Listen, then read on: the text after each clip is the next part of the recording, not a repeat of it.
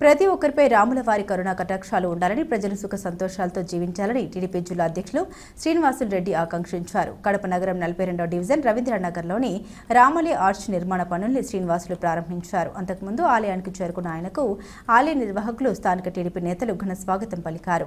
అనంతరం రాముల వారి దర్శనం చేయించి తీర్థప్రసాదాలు అందజేశారు.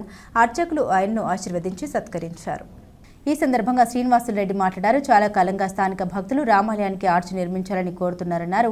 వారి మనోభావాలను గౌరవిస్తూ నేడు ఎంతో విశిష్టత గల ఈ ఆలయానికి సంబంధించి ఆర్చ్ నిర్మాణ పనులు చేతుల మీదుగా ప్రారంభించడం తనకు లభించిన అదృష్టంగా భావిస్తున్నామన్నారు.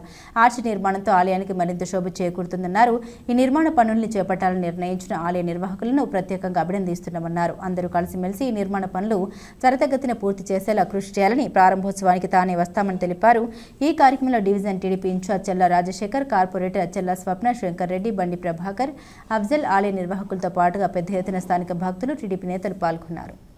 కడప నగరంలో 42వ డివిజన్లో ఎప్పటి నుంచో ఇక్కడ ప్రజలందరూ కూడా రామాలయానికి ఒక ఆర్చి నిర్మాణం చేయాలని చెప్పి ప్రజల నుంచి ఎప్పటి నుంచో వాళ్ళ డిమాండ్ ఉంది.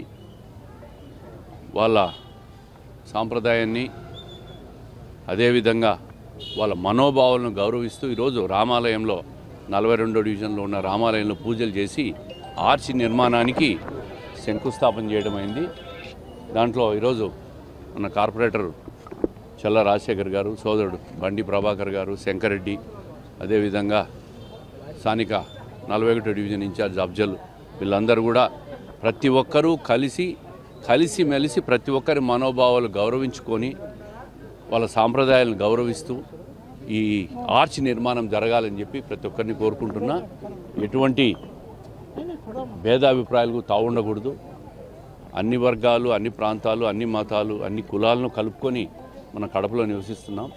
ఈరోజు రామాలయ నిర్మాణానికి ఏదైతే మన పూజారులు వాళ్ళు అడిగారో ఎప్పటి నుంచో ఆర్చ్ నిర్మాణం చేయాలని చెప్పి ప్రజలు కోరుకుంటున్నారు. ఈ ఆర్చ్ నిర్మాణం చేస్తే బాగుంటుందని చెప్పి దానికి గాను ఈరోజు ఆ ఆర్చి నిర్మాణాన్ని భూమి పూజ చేయడం జరిగింది.